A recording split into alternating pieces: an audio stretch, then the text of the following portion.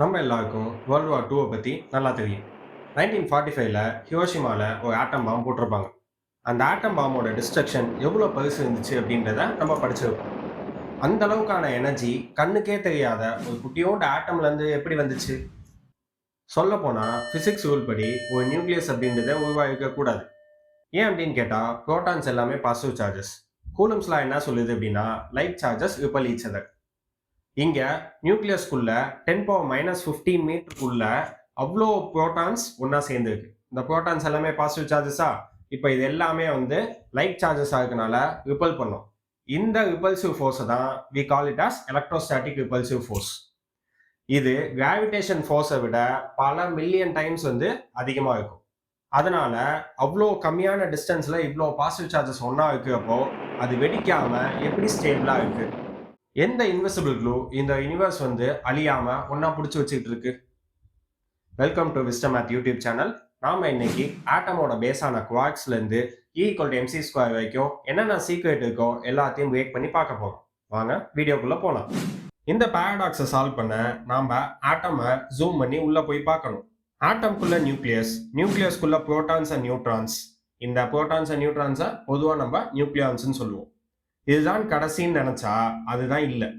ஒரு புரோட்டானை உடைச்சா அதுக்குள்ள 3 சின்ன பார்ட்டிகல்ஸ் இருக்கும். அந்த பார்ட்டிகல்ஸ்க்கு பேர் தான் குவார்க்ஸ். அதுல அப் குவார்க், டவுன் குவார்க் அப்படின்னு சொல்லி 2 டைப். இந்த குவார்க்ஸ் எல்லாத்தையும் ஒன்னா சேர்த்து பிடிச்சி வச்சிருக்க ஒரு க்ளூ இருக்கு. அந்த க்ளூக்கு பேர் தான் குளூவான்ஸ். இந்த யூனிவர்ஸ்லயே ரொம்ப பவர்ஃபுல்லான ஃபோர்ஸ் இந்த குளூவான்ஸ் கொடுக்க ஸ்ட்ராங் நியூக்ளியர் ஃபோர்ஸ் தான். இது எலக்ட்ரோஸ்டாட்டிக் ரிப்பல்சிவ் ஃபோர்ஸோட 100 டைம்ஸ் ஸ்ட்ராங்கா இருக்கு. குவார்க்ஸை ஒட்டி வச்சது போக இந்த ஸ்ட்ராங் ஃபோர்ஸோட பவர் கொஞ்சம் வெளியே லீக் ஆகும். இந்த லீக் ஆகிற ஃபோர்ஸ் தான் நமக்கு புரோட்டான்ஸையும் நியூட்ரான்ஸையும் ஒன்னா நியூக்ளியஸ்குள்ள கட்டி போட்டு வச்சிருக்கு. ஆனா தேர் இஸ் அ கேட்ச். இந்த ஃபோர்ஸ் ரொம்ப ஷார்ட் ரேஞ்ச் தான். அதாவது 10⁻−15 மீட்டருக்குள்ள தான் இந்த ஃபோர்ஸ் இருக்கும். அந்த அளவுக்கு ஒரு ஆப்ஜெக்ட் நவுந்துச்சு அப்படின்னாலே, இல்லைன்னா அந்த அளவுக்கு ஒரு பார்ட்டிகிள் நவுந்துச்சு அப்படின்னாலே அந்த க்ளூவால அது எல்லாத்தையுமே ஒன்னா ஹோல்ட் பண்ண முடியாது. அந்த ஆட்டம் வில் ஃப்ளை அப்பார்ட். இந்த ஸ்ட்ராங் ஃபோர்ஸே அவ்வளோ பவர்ஃபுல்லாக இருக்கு அப்படின்னா அப்போ எதுக்கு நியூக்ளியஸ்குள்ள நியூட்ரான்ஸ் இருக்கு? அது ஏன் அப்படின்னா ஆட்டமோட சைஸ் பெருசாக நம்பர் ஆஃப் புரோட்டான்ஸ் அதிகமாகிட்டே இருக்கும். இப்போ புரோட்டான்ஸ் அதிகமாக ரிப்பல்சிவ் ஃபோர்ஸும் பயங்கரமாக அதிகமாகிட்டே இருக்கும். இப்போ இந்த இடத்துல ஒரு எக்ஸ்ட்ரா க்ளூ நமக்கு தேவைப்படுது. அந்த க்ளூவை கொடுக்கறதுக்காக தான் இந்த நியூட்ரான்ஸ் இருக்கு. ஏன் இந்த நியூட்ரான்ஸ் உள்ள இருக்கு, எப்படி அதால க்ளூவை கொடுக்க முடியும் அப்படின்னு கேட்டா, நியூட்ரான்ஸ் அப்படின்றது நியூட்ரல் சார்ஜ். இது 2 புரோட்டானுக்கு நடுவுல ஒரு ஸ்மால் கேப்பை கிரியேட் பண்ணி அது ஃபர்தரா ரிப்பல்சிவ் ஃபோர்ஸை கொடுக்க முடியாத அளவுக்கு அது ப்ரொடெக்ட் பண்ணிக்குது. இதுதான் நியூட்ரான்ஸோட வேலை. அதனாலதான் ஹெவி எலிமெண்ட்ஸ்ல நியூட்ரான்ஸோட கவுண்ட் அதிகமா இருக்கு. இதை தான் நியூட்ரான் டு புரோட்டான் ரேஷியோ அப்படின்னு சொல்லி சொல்லுவோம்.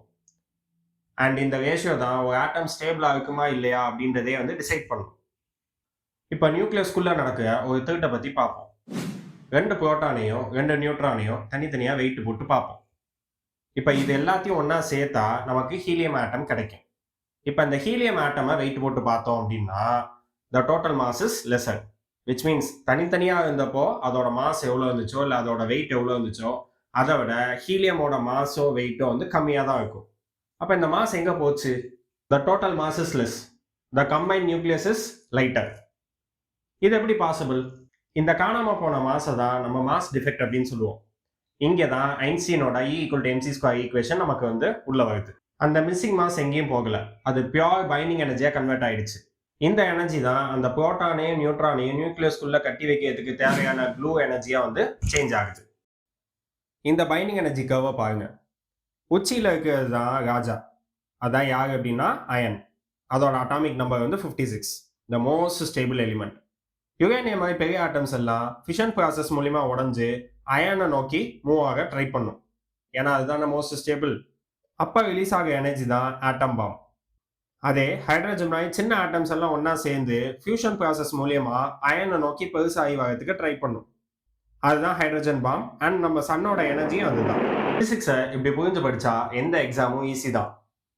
ரிச்சி ஸ்டூடெண்ட்ஸ் நம்மளோட ஆஃப்லைன் பேட்ச் அட்மிஷன்ஸ் போயிட்டு இருக்கு. டிஸ்கிரிப்ஷன்ல டீடைல்ஸ் தங்க. வேணும்னா கால் பண்ணி உங்களோட அட்மிஷன்ஸை புக் பண்ணிக்கங்க.